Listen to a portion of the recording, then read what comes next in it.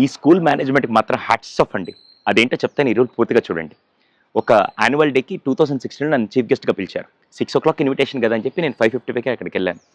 వెళ్ళేసరికి మొత్తం చైర్స్ అంతా ఖాళీగా, అప్పుడే వాళ్ళ లైటింగు, ఎల్ఈడి సెటప్ అన్నీ పెట్టుకుంటున్నారు. వెంటనే నా స్కూల్ మేనేజ్మెంట్ ఎదురొచ్చి, సార్ మీరేంటి సార్ అప్పుడే వచ్చారు, మీరు 6:00 వేశారు కదా, టైం ప్రకారం రావాలి కదా. వాళ్ళు సార్ మీకు తెలిసిందే కదా ప్రోగ్రామ్స్ కొద్దిగా లేట్ అవుతాయని.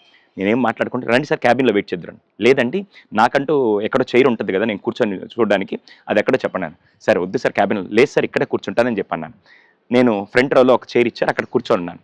అలాగే వెయిట్ చేస్తుంటే అప్పుడు స్లోగా పేరెంట్స్, అప్పుడు వీళ్ళు పనులన్నీ ముగించుకొని 7:30కి ప్రోగ్రామ్ స్టార్ట్ అయింది. నన్ను డయాస్ మీదకి ఇన్వైట్ చేసి మొత్తం ప్రోగ్రామ్ అయ్యేసరికి 9 అయింది.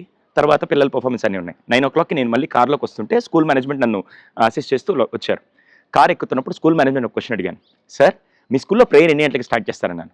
9:00 స్టార్ట్ చేస్తాను సార్. 9:00కి లేట్కి వస్తే మీరు ఏం చేస్తారు? లేదు సార్ అలో చేయండి సార్, రేపటి నుంచి మీ స్కూల్లో ప్రేయర్ 9:00 చేసే హక్కు మీకు లేదన్నాను. అదేంటి సార్ అంత మాట అన్నారు? స్కూల్లో మాత్రం టైంకి ప్రోగ్రామ్ స్టార్ట్ చేసే మీరు, అంటే 9:00 ప్రేయర్ స్టార్ట్ చేసి మీరు ఇటువంటి ప్రోగ్రామ్స్ ఇంత డిలే చేస్తూ ఉంటే రేపటి రోజున పిల్లలు ఇక్కడి నుంచి వెళ్ళి, ఇప్పటికే చాలామంది ఇండియన్స్కి టైం లేదనే విషయాన్ని ఇలాగే మీరు డెవలప్ చేస్తారా? నెక్స్ట్ జనరేషన్కి ఇదైనా మీరు నేర్పించదంటే వాళ్ళు దాన్ని చాలా సీరియస్ తీసుకొని ఈ credit goes to that people only. తర్వాత 2017లో కూడా నన్ను చీఫ్ గెస్ట్గా పిలిచారు. మనమేం మారం కదా, 6:00 అంటే 5:50 వెళ్ళిపోయాను. ఈసారి నన్ను ఆశ్చర్యం కలిగించే విషయం తెలుసా, మొత్తం ఎల్ఈడి సెటప్ ఇదంతా రెడీగా ఉంది. పేరెంట్స్ మాత్రం కేవలం ఒక 10 మంది మాత్రం ఉన్నారు. కానీ ఈసారి వీళ్ళు ప్రోగ్రామ్ ఆపకుండా 6:00 ప్రోగ్రామ్ స్టార్ట్ చేశారు. అయిపోయింది. 2018లో కూడా నన్ను చీఫ్ గెస్ట్గా పిలిచారు. మళ్ళీ నేను అదే టైంకి 5:55 వెళ్ళిపోయాను. ఈసారి నన్ను ఇంకా ఆశ్చర్యం కలిగించే విషయం ఏంటంటే 450 మంది పేరెంట్స్ వెయిట్ చేస్తున్నారు. ప్రోగ్రామ్ స్టార్ట్ అయింది 6:00 షార్ప్. దయచేసి గుర్తుపెట్టుకోండి, మనం పిల్లలకి నేర్పించే ఒక గొప్ప విషయంలో టైం అండి.